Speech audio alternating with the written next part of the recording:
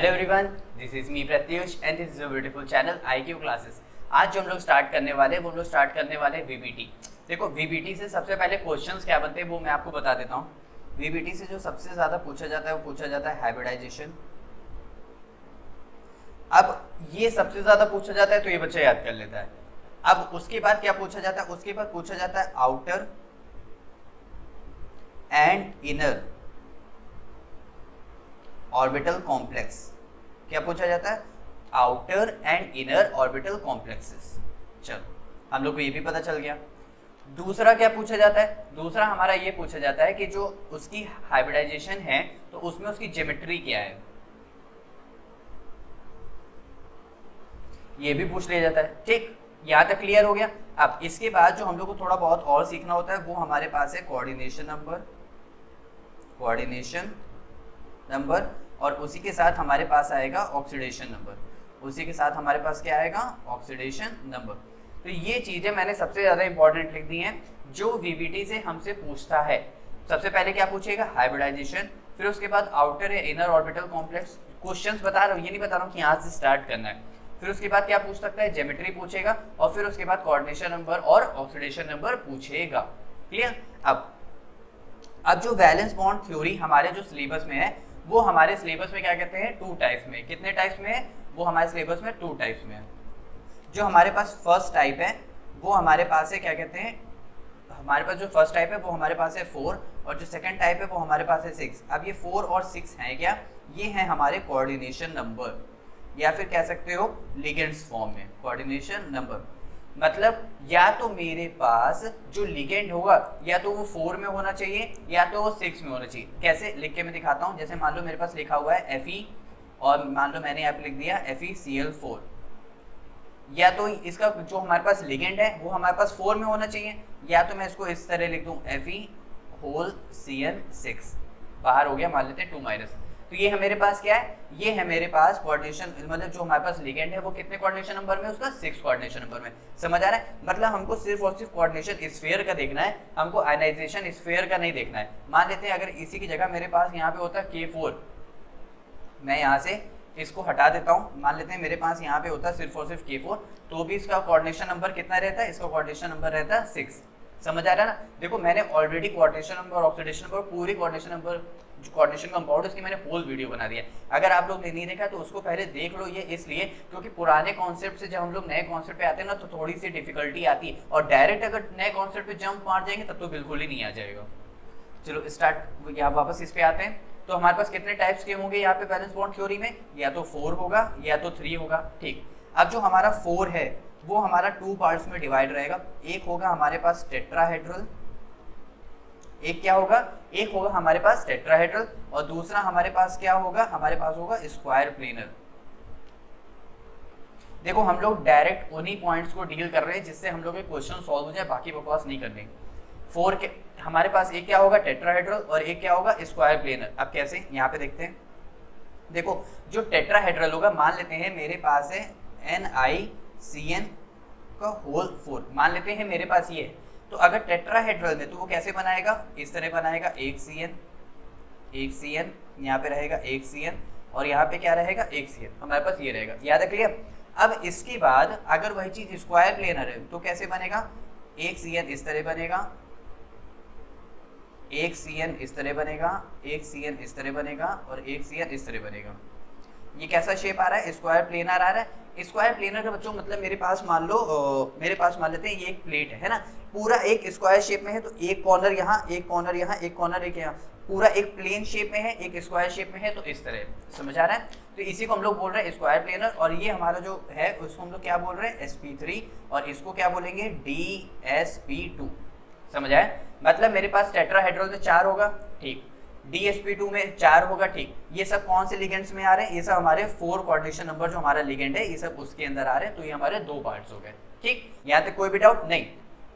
अब अगर मैं फिर कह रहा हूँ, अगर मेरे पास sp3 फॉर्म में होगा तो वो हमारे पास कैसा होगा, और जो मेरे पास ये है DSP2 उस फॉर्म में कैसा होगा, ये हम लोग आगे जब क्वेश्चन में देखेंगे तो हमको इनर और ऑर्बिटल कॉम्प्लेक्स ज्यादा समझ आएगा।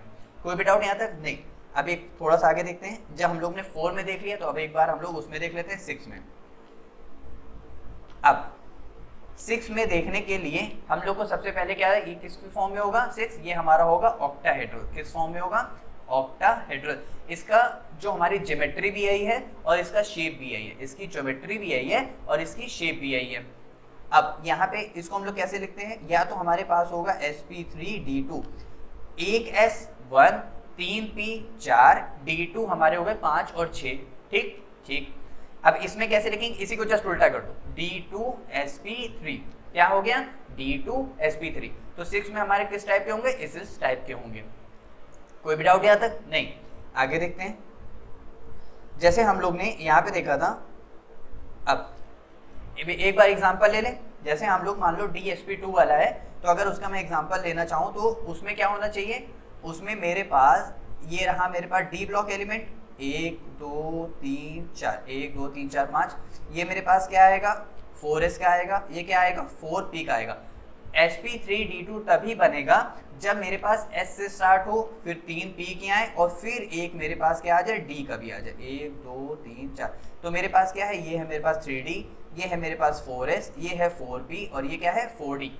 sp3d2 तभी बनेगा जब 3d के सारे ऑर्बिटल्स फुल्ली फिल्ड होने चाहिए, मतलब यहाँ पे एक भी गैप नहीं होना चाहिए, या तो फुल्ली फिल्ड हो या तो हाफ फिल्ड हो, तभी क्या कहते हैं डी ऑर्बिटल्स को हम लोग छोड़ के तब हम लोग 4s से स्टार्ट करेंगे, मतलब यहाँ के फिर हमारे पूरे पास हमारे p के भी फिल होंगे और फिर हमारे पास d के भी हमारे पास कितने होंगे 2, तो sp3d2 समझ आया। और अगर मुझे वो चाहिए क्या वो d2sp3, मुझे चाहिए d2sp3, तो उसमें क्या होगा, ये मेरे पास d के ऑर्बिटल्स हैं 3d, ये मेरे पास क्या है 4s, ये मेरे पास क्या है 4p और ये मेरे पास क्या होगा 4d, 1 2 3 4। ठीक है, जब मतलब मेरे पास d के भी कुछ ऑर्बिटल्स खाली होने चाहिए, जब मेरे पास d के भी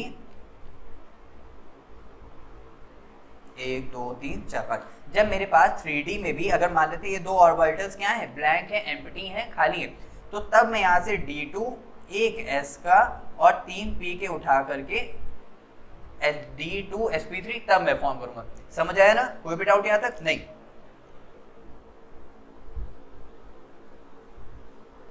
ठीक। अब थोड़ा सा कभी कभी क्वेश्चन ये बनता है कि हम लोग ने यहाँ पे डी ब्लॉक एलिमेंट्स को ही क्यों ले रहे हैं, क्योंकि डी ब्लॉक एलिमेंट्स को जब हम लोग किसी भी बॉन्डिंग में पार्टिसिपेट कराते हैं, किसी भी डी ब्लॉक एलिमेंट को जब हम लोग बॉन्डिंग में पार्टिसिपेट कराते हैं तो उनके पास क्या होता है, वैकेंट डी ऑर्बिटल्स होते हैं, due to vacant D orbitals, due to vacant D orbitals. उनके पास वैकेंट डी ऑर्बिटल्स होने के लिए ही क्या होता है, यहाँ पे हाइब्रिडाइजेशन प्रोसीड होती है। अब हाइब्रिडाइजेशन हो किसके बीच में रही है, मेरे पास एक मेटल है और मेरे पास एक लिगेंड है, मेरे पास क्या है मेटल है और मेरे पास लिगेंड है। देखो लिगेंड डोनेट क्या कर रहा है, लिगेंड डोनेट कर रहा है या तो उसके ऊपर कोई ना कोई नेगेटिव चार्ज है, या तो उसके पास क्या है लोन पेयर्स है, या तो उसके पास क्या है नेगेटिव चार्ज है, या तो उसके पास लोन पेयर है। भाई मेटल है ना, इलेक्ट्रॉन की कमी है, तो उसको इलेक्ट्रॉन दे कौन रहा है, कौन दे रहा है, लिगेंड दे रहा है। कौन दे रहा है, लिगेंड दे रहा है। अब इलेक्ट्रॉन अगर लिगेंड दे रहा है तो मेटल के पास कुछ होना भी तो चाहिए भाई। अगर मान लो मेरे घर में क्या कहते हैं ऑलरेडी 7 कमरे हैं और उसमें 7 लोग रहते हैं, अब कोई 8वां मेंबर आया, कोई मेहमान आया, उसको मुझे रखना है, तो मेरे पास 8 रूम होना भी तो चाहिए कि उसको मैं खाली उसको रख भी तो सकूं, वरना कहाँ रहेगा बाहर। तो इसीलिए उसके पास एक खाली कमरा, उसके पास एक एम्प्टी रूम, उसके पास एक ब्लैंक स्पेस होनी चाहिए, या फिर एक एम्प्टी ऑर्बिटल होना चाहिए जिससे लिगेंड जो अपना इलेक्ट्रॉन डोनेट कर रहा है, कैसे एज अ कोऑर्डिनेट बॉन्ड के थ्रू लिगेंड जो अपना इलेक्ट्रॉन डोनेट कर रहा है किसको, सेंट्रल मेटल एटम को, उसके पास क्या होना चाहिए, एक वैकेंट डी ऑर्बिटल स्पेस भी होनी चाहिए। समझ आया ना, इसीलिए यहाँ पे हम लोग क्या ले रहे हैं, डी ब्लॉक एलिमेंट्स ले रहे हैं। लिगेंड क्या कर रहा है, इलेक्ट्रॉन डोनेट कर रहा है, मेटल क्या कर रहा है, इलेक्ट्रॉन एक्सेप्ट कर रहा है।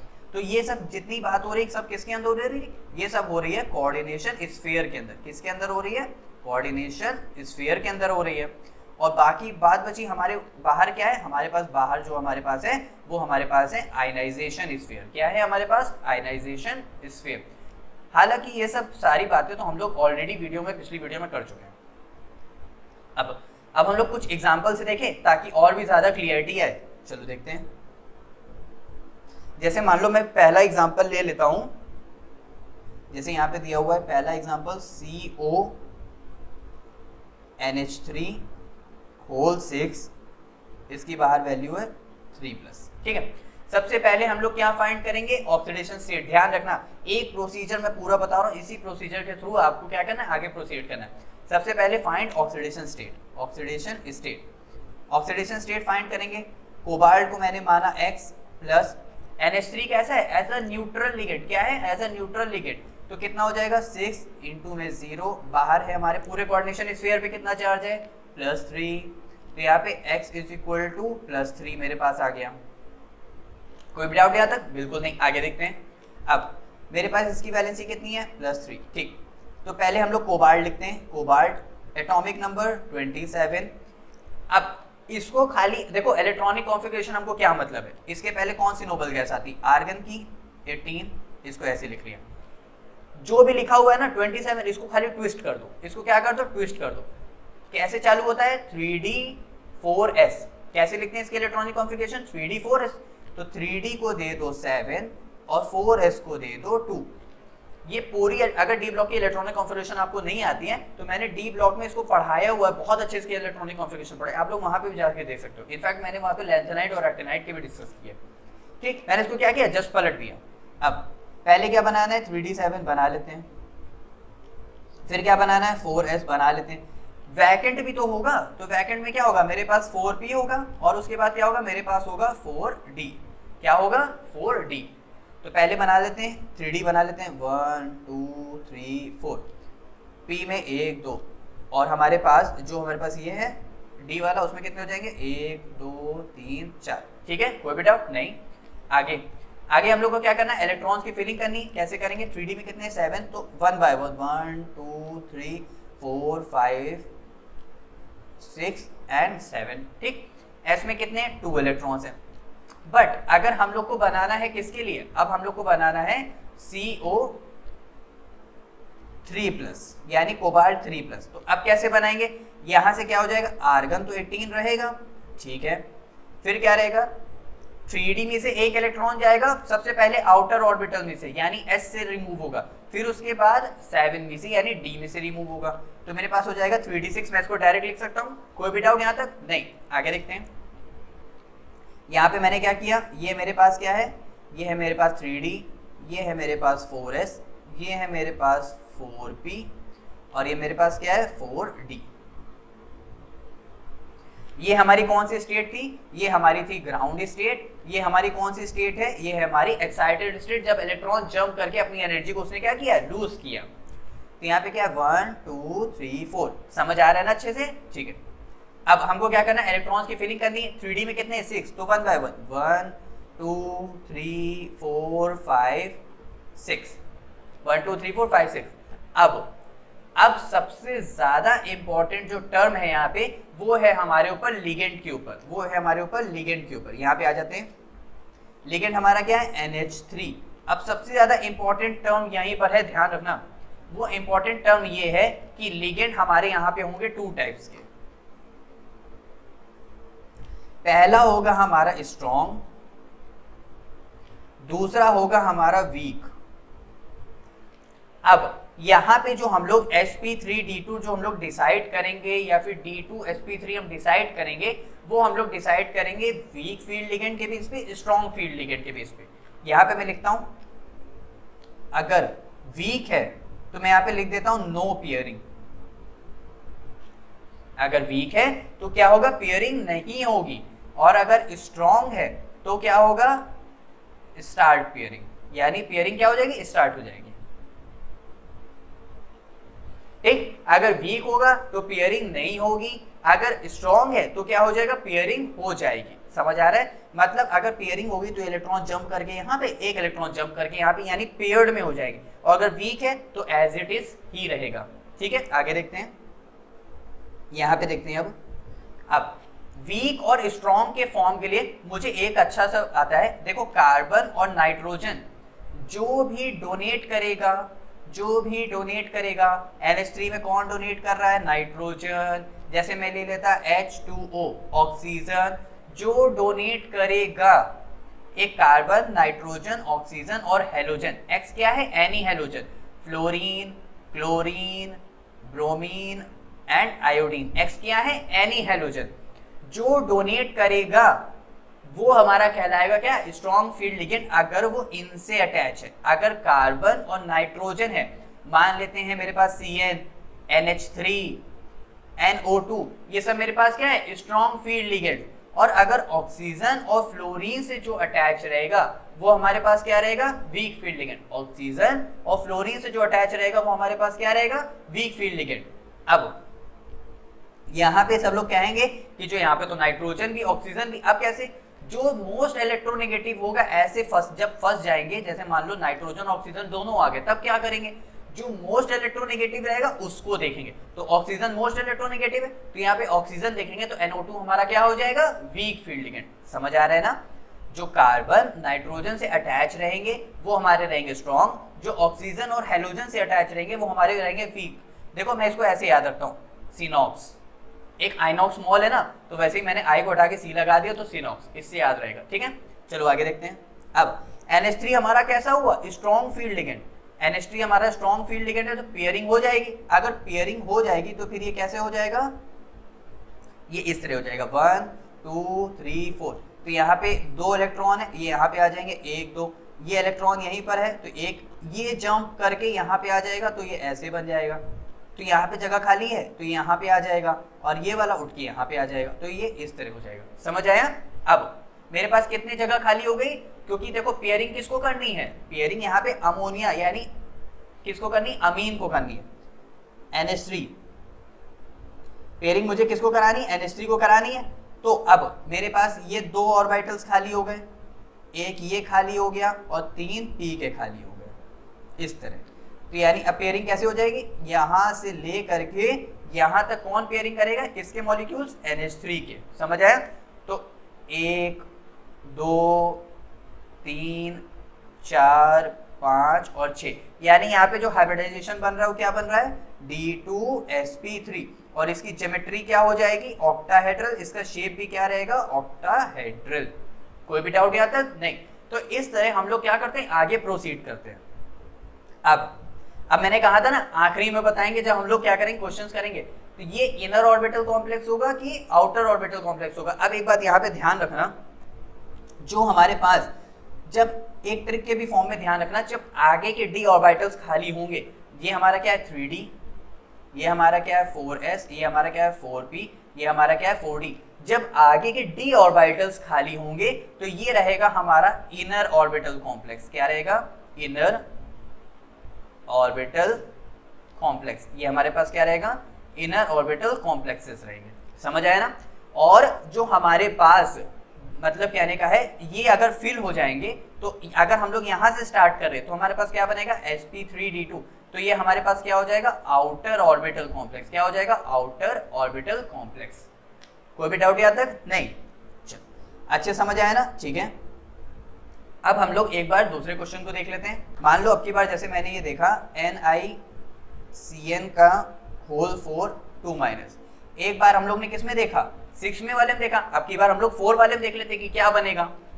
चल सबसे पहले निकेल की क्या करनी है? Oxidation state. कैसे निकालेंगे निकेल की ऑक्सीडेशन स्टेट? अब की मैं डायरेक्ट करूंगा, ध्यान देना। तो यहाँ पे रहा x 1 - × 4 और बाहर पूरे कोऑर्डिनेशन पे चार्ज 2, तो x = -2 + 4, तो x = +2। एक हम लोग इससे भी निकाल सकते हैं। जब मैंने ऑक्सीडेशन नंबर पढ़ाया था तो मैंने 3 ट्रिक्स बताई थी, 3। तो यहाँ पे कैसे? पूरे कोऑर्डिनेशन स्फीयर पे चार्ज कितना है? -2 माइनस एक लिगेंड पे चार्ज, तो यहाँ पे रहा -4 -4 + 4, तो -2 + 4 = +2। समझ है? अगर पूरे कोऑर्डिनेशन स्फीयर पे चार्ज है -2 तो अंदर न्यूट्रलिटी के लिए कितना हो जाएगा? +2। देख लो 3 तरीके से बताया मैंने। अब हम लोग को क्या देखना है? कोऑर्डिनेशन नंबर 4 है, ठीक है। इसको मैं जैसे मैं क्या करता हूँ, यहाँ पे मैंने क्या किया? निकेल का ऑक्सीडेशन वो क्या कहते हैं? एटॉमिक नंबर क्या होता है? 28। इसको कैसे लिखेंगे? आर्गन का 18 और यहाँ पे कितना दिया हुआ है? इसको जस्ट ट्विस्ट कर दो तो 3d8 4s2। कितना इजी था यार। अब आगे देखते हैं। हाँ, तो यहाँ पे क्या बनाएंगे? अच्छा, निकेल +2 वैलेंसी में, तो मैं काम करता हूँ, मैं इसमें से डायरेक्ट इलेक्ट्रॉन को क्या करा देता हूँ? रिमूव करा देता हूँ। तो मेरे पास क्या बचेगा? 3d8 मैं बना लेता हूँ 1 2 3 4। यहाँ पे 4s2, यहाँ पे 4p12 और यहाँ पे क्या आ जाएगा 4d 1 2 3 4। समझ आ रहा है ना? तो यहाँ पे 3d8 फिलिंग करो 1 2 3 4 5 6 7 8। कोई भी डाउट यहाँ तक? बिल्कुल भी नहीं। अब हमको क्या देखना है, हमको अब एम्प्टी ऑर्बिटल्स चाहिए किसके लिए? Cn जो कंबाइन करेगा, Cn जो इंटरमिक्सिंग करेगा अपने ऑर्बिटल्स के थ्रू, उसी को तो मैं हाइब्रिडाइजेशन बोल रहा हूं। तो यहाँ पे मैं क्या लिखूंगा, देखो what is hybridization, what is valence bond theory, ये सब कुछ नहीं पूछा जाता है यार। सबसे ज्यादा जो पूछा जाता है ये सब फोकस पे इस पे ज्यादा करना चाहिए, क्योंकि हम लोग शुरुआत की थ्योरी में इतना ज्यादा फोकस कर लेते हैं कि हम लोग क्वेश्चंस लगाते नहीं तो हम लोग की हैबिट नहीं बनती है। तो आप लोग को अच्छा मैं बता तो दूंगा कि कैसे क्या करना है, लेकिन आप लोग जब खुद ड्राइव करने की बारी आएगी तो आप लोग क्या हो जाएंगे, अनमोटिवेट हो जाओगे, आप लोग को कुछ आता ही नहीं। तो आप लोग मेन क्वेश्चंस की प्रैक्टिस करो, बाकी थ्योरी तो एक दो लाइन तो सभी कुछ पढ़ लेते हैं यार। हाँ, अब क्या करना है, यहाँ पे मेरा क्या था, Cn था ना, Cn का होल 4, तो ये क्या है, स्ट्रॉन्ग फील्ड लिगेंड, कार्बन और नाइट्रोजन स्ट्रॉन्ग फील्ड लिगेंड, तो क्या हो जाएगा, पेयरिंग हो जाएगी। अगर पेयरिंग हो जाएगी तो मुझे एक बात बताओ, अगर यहाँ पे पेयरिंग हो जाएगी तो यहाँ पे क्या हो जाएगा, ये इस तरह था 1 2 3 4, तो 1 2 तो है ही, 1 2 तो है ही, 1 2 तो है ही, ये वाला इलेक्ट्रॉन उठ के कहाँ आ जाएगा, यहाँ पे आ जाएगा, यहाँ पे आ जाएगा। अब मेरे पास देखो मुझे कितने चाहिए, 4 चाहिए ना, तो मुझे कैसे मिलेगा, 1 2, तो एक ये हो गया यानी D का, एक S का हो गया और 2 P के हो गए। तो कैसे करेंगे, इस तरह मैं आपको करके दिखा रहा हूँ। तो ये कैसे हो गया, Cn का हो गया, यानी 1 हमने लिया, 2 लिए, 3 लिया और 4 ले लिया, D2sp3 यानी क्या, सॉरी DsP3 DsP2, तो ये हमारे पास क्या हो गया, DsP2। अब इसका जो स्ट्रक्चर बनेगा वो कैसे बनेगा बच्चों, NiCN Cn और यहाँ पे क्या आ जाएगा Cn और ये हमारे पास आ जाएगा Cn, क्योंकि इसकी जो हाइब्रिडाइजेशन आ रही है वो कैसी आ रही है, DsP2। कैसी आ रही है, DsP2। इसका मतलब ये कैसा है, स्क्वायर प्लेनर। इसका मतलब ये कैसा है, स्क्वायर प्लेनर। सभी को अच्छे समझ आया ना? तो हम लोगों ने ऑक्टाहेड्रल को भी देखा और टेट्राहेड्रल को भी देखा, मतलब हम लोग ने 4 कोऑर्डिनेशन नंबर वाले को भी देखा और 6 कोऑर्डिनेशन नंबर वाले को देखा। अब सवाल ये है कि सर हम लोग 2 क्यों नहीं देख रहे, 1 क्यों नहीं देख रहे और 3 क्यों नहीं देख रहे, क्योंकि हमारे सिलेबस में है ही नहीं। हम लोग को मेनली क्या देखना है, सिर्फ और सिर्फ इन पे डील करना है। समझ आया? अब इसके बाद जो हम लोग पढ़ेंगे ना, वो हम लोग पढ़ेंगे क्रिस्टल फ्लूइड थ्योरी। वो हम लोग क्या पढ़ेंगे, क्रिस्टल फ्लूइड थ्योरी। देखो सीबीएसई के थोड़े पॉइंट ऑफ व्यू से ये क्वेश्चन पूछा जाता है कि वैलेंस बॉन्ड थ्योरी के क्या ड्रॉबैक्स थे जिसकी वजह से क्रिस्टल फ्लूइड थ्योरी को आना पड़ा। तो हम लोग पहले पढ़ेंगे क्रिस्टल फ्लूइड, वो वैलेंस बॉन्ड थ्योरी के drawbacks and crystal fluid theory के क्या पढ़ेंगे, लिमिटेशंस। क्लियर? फिर उसके बाद हम लोग जो इंपॉर्टेंस, सॉरी लिमिटेशन कह रहा हूँ, उसके बाद हम लोग जो स्टार्ट करेंगे वो स्टार्ट करेंगे क्रिस्टल फील्ड थ्योरी के क्वेश्चंस।